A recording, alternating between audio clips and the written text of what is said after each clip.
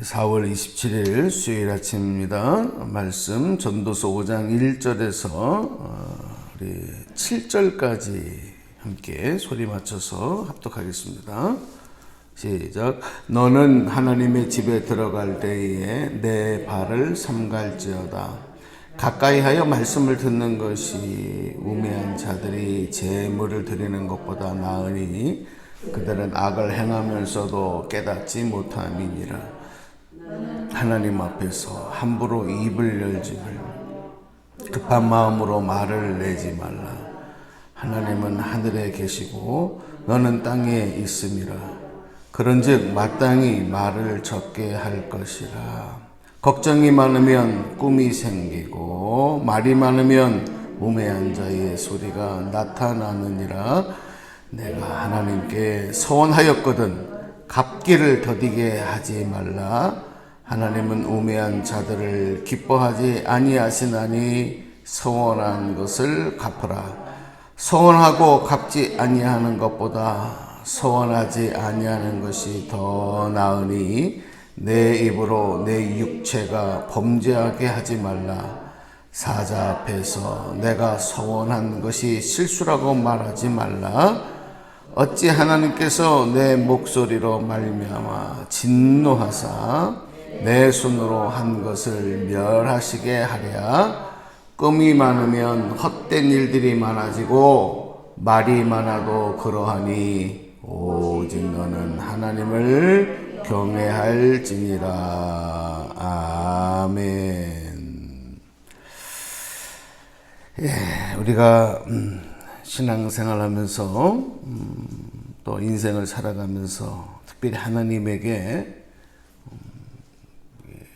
형식적으로 이렇게 신앙생활하고 또 예배하고 그래서 겉으로만 틀에 박힌 것으로만은 이걸 이제 외식이라 그러잖아요. 외식 겉으로만 그것을 주의해야 되고 또 성급한 맹세, 서원 이런 것들에 대해서 이제 책망을 하는 말씀이 있습니다. 하나님을 경외하는 믿음으로 다시 새로워져야 된다 하는 것이 바로 이 전도자가 오늘 우리에게 권고하고 있는 귀한 지혜다 하는 것을 먼저 말씀을 드립니다. 특별히 우리가 성경의 말씀들이 믿어진다고 하는 것은 참 큰 은혜예요. 그리고 예수님께서 2000년 전에 왜 십자가에서 죽으셨나? 왜 그가 피를 흘려서 그 고통 속에서 죽어가셨는가? 그게 구원의 역사를 이루기 위함이다. 이런 구원의 의미들이 또 깨달아지고 믿어지는 것. 눈에 보이지 않는 하나님이 나의 아버지가 되신다. 이런 것이 고백되어지고 믿어지는 것. 이거 얼마나 큰 은혜인지 모릅니다. 이게 그냥 자연스럽게 되는 것이 아니고 큰 성령께서 우리에게 깨닫게 하시고 알게 하시고 그리고 고백되게 하시는 가장 큰 영적 은혜요. 또 우리 삶의 가장 큰 축복인 줄로 믿습니다. 네. 특별히 우리가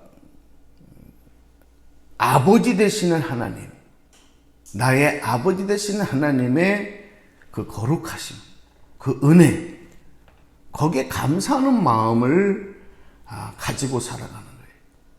이게 예배예요, 예배. 그러니까 우리가 예배를 드려야 된다 그러면 예배 시간에 예배 자리에 나와서 앉아 있는 것, 그것만 가지고 예배라고 사실은 다 말할 수가 없어요. 그것도 물론 예배 참여하기는 하는 거지만, 그렇죠. 예배는 참여하는 데부터 시작되죠. 그 예배에 사실은 참여했다고 해서 그게 예배를 드린 게 아니고, 바로 이런 고백, 이런 감사, 그것을 다 하나님 앞에 산 제물로 드리면서 거기에 나까지도 드리면서 영과 진리로 드려지는, 그 예수님이 그런 거거든요. 영과 진리로, 신령과 진정으로 예배를 드리라고 말씀한 게 바로 그거예요. 이런 믿음의 고백을 가지고, 감사를 가지고. 그런데 신약 시대에 예수님 활동하시던 2000년 전에 유대 땅에는 이런 예배를 내가 누구보다도 잘 드린다. 잘 드릴 뿐만이 아니라 그 예배를 위해서 살아가는 사람들이 있었어요. 요즘으로 말하면, 그러니까 예전으로 말하면 제사죠. 그들이 누구냐면 그들의 그 계열이 바로 사두개인들입니다. 제사장 계열.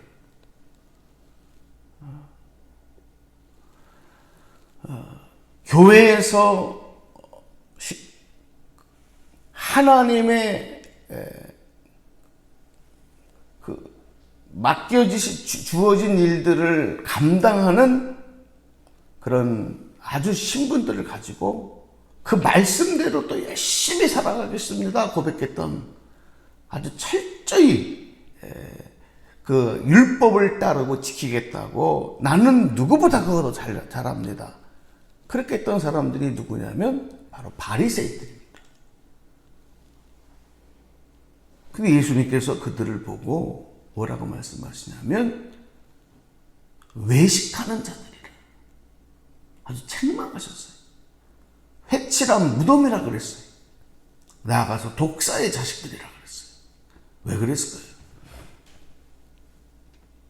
요즘으로 말하면 누구보다도 말씀대로 산다고 자부하는 사람들이에요. 누구보다도 예배를 잘 드린다고 생각하는 사람들, 누구보다도 경건함을 유지한다고 했던 사람들인데, 그거를 자랑하는 사람이었는데 예수님은 아니라고 그랬어요. 그게 왜 그러냐면 겉으로만 그랬기 때문에. 그들이 안 한 게 아닙니다. 겉으로만. 그들 안에는 진정한 하나님을 향한 은혜와 사랑과 감사, 그게 없었던 거예요. 예수님은 그걸 보신 거예요. 중심을 보시는 주님. 오늘 아버지, 하나님께서 내 아버지 되심, 예수님께서 나를 위해서 구원을 이루어 주신, 구원을 완성해 주신 구원의 통로가 되심에 대해서 여러분 감사하고 영광 돌리는 그런 온전한 예배자가 되시기를 주님의 이름으로 축복합니다. 네. 참된 예배자의 모습은 뭐냐?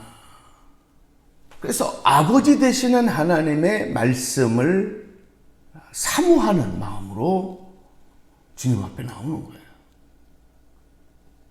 그게 진정한 예배자의 모습이에요. 우리 1절을 한번 오늘 다시 한번 주목해서 읽어보도록 하겠습니다. 1절 말씀, 전도서 5장 1절 시작. 너는 하나님의 집에 들어갈 때 내 발을 삼갈지어다. 가까이 하여 말씀을 듣는 것이 우매한 자들이 제물을 드리는 것보다 나으니 그들은 악을 행하면서도 깨닫지 못함이니라. 아멘. 그래서 제물을 드리는 것보다 낫다 그랬어요. 제물을 드린다는 것이 구약의 제사, 오늘날의 예배잖아요. 이 말씀의 뜻은 알지 못하는 우매한 자들이 무조건 예배의 형식에 참여하는 것보다 하나님 앞에 가까이 나가서 말씀을 듣는 것이 합당하다 하는 그런 뜻이라고 해석을 할 수 있습니다. 하나님 앞에 가까이 나가서 말씀을 듣는다. 하나님의 말씀에 귀 기울인다. 이것은 어떤 상태입니까? 하나님과 나와의 상태가 어떤 상태예요? 하나님 앞에 가까이 나가서 그 음성에 귀를 기울여요. 여러분, 내가 별로 이렇게 나하고 관계가 안 좋은 사람, 친밀하지 않은 사람, 여러분 가까이 하고 싶습니까? 그 말에 귀가 기울여집니까? 반대죠. 멀어지죠. 멀리 거리를 두지. 그리고 별로 그 말에, 그 소리에 귀를 기울이지 않고 귀를 닫아버리죠. 마음을 오히려 닫아버리죠. 오늘 이 말씀은 하나님과의 친밀한 교제, 하나님과의 친밀한 관계의 상태를 먼저 전제하고 있는 내용입니다. 그리고 하나님의 뜻을 깨닫기 원하는 그런 겸손한 태도, 이런 내용들이 오늘 이 말씀에 담겨져 있어요. 그러니까 우리가 하나님 앞에 온전한 예배를 드리기 위해서는 이런 하나님 말씀을 듣기 위한 이런 마음의 준비, 이런 태도, 대단히 중요하다는 거죠. 그러니까 하나님과 친밀한 관계를 유지하지 못하면 온전한 예배자가 되기 어렵다는 거예요. 교회에 와서 예배 자리에는 앉아 있지만 하나님과 멀리, 하나님 앞에 가까이 가지 못하는 거죠. 멀찌감치 떨어져 있는 것이죠.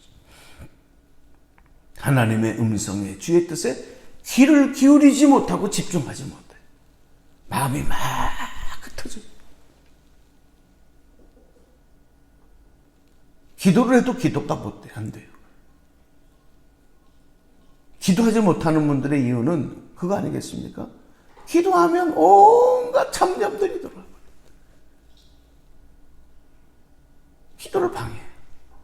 무엇을 말해야 될지 안 되는 거지. 찬송에 집중이 안 돼. 가사가 마음에 들어오지도 않고요. 고백되지 않죠. 그것만 하려면은 자꾸 세상의 잡념들이 떠오르. 집에 다른데 지인들을 만나서 밥을 먹고 뭐하고 외출하고 뭐 할 때는 하나도 그런 생각 안 나는데 교회만 와서 예배만 드리려면 집 걱정이 되고, 어떤 분들은 꼭 교회만 오면은 식구들 밥 챙겨주는 게 걱정이 되고, 또 그러는 분들도 있고, 또 무슨 가스불이 안 껐나 그거 걱정하는 분 있고, 문을 안 잠궈갔나 그거 걱정하는 분 있고. 왜냐면 교회만 오면 자꾸 그런 걱정이 되는 거예요, 마음에. 왜 그러냐면 하나님을 향한 집중도가 떨어지기 때문에 자꾸 걱정이 밀려와요. 방해.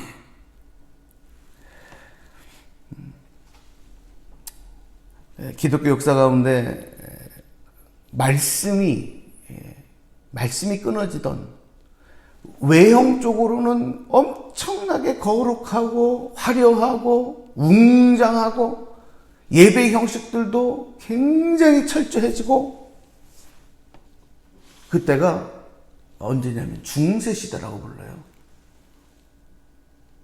그런데 영적으로는 그때가 암흑시대예요. 이유가 뭐냐면 하나님 말씀을 중요하게 여기지 않았어요. 겉으로 보여지는 것에서만. 그래서 제가 유럽에 가봤더니 어떤 교회는, 어떤 성당은 100년이 넘도록 지금까지 계속 공사만 하고 있대요. 그러니까 뭐냐면 겉은 너무너무 화려한데 공사가 계속되는 거예요. 계속 뭔가를 만들고 있는 거예요. 근데 그게 100년 동안 멈추지 않았다는 거예요. 어마어마하죠. 그냥 보기만 해도 그 웅장한, 거기에 그냥 기가 죽을 정도로. 그런데 그 안에 들어가 보면 말씀이 없는 거예요. 예배가 드려지지 않는 거예요. 나와서 예배 드릴 사람이 없어요. 유럽의 교회들이 그렇잖아요. 독일, 유럽, 영국, 여러분, 이 기독교에 아주 그냥 부흥의 산실과 같았던 것 아닙니까? 종교개혁이 일어났던 것 아닙니까? 주일날 예배, 그 교회 규모는 어마어마한데, 예배를 드리면 머리 하얗신 노인들 몇 명이 앉아서 예배 드려요. 그런 건물이 왜 필요해요? 필요하기는 해요. 왜냐하면 관광 수입은 또 얻어야 되니까.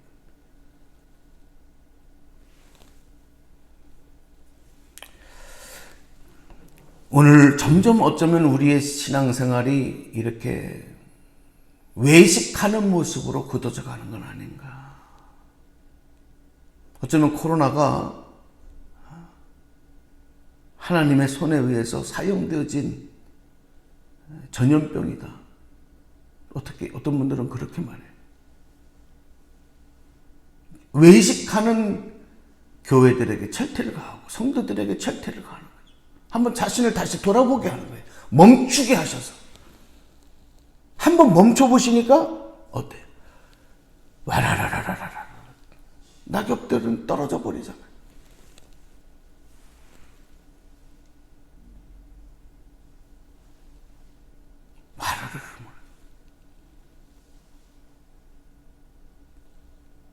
저희 연애만 하더라도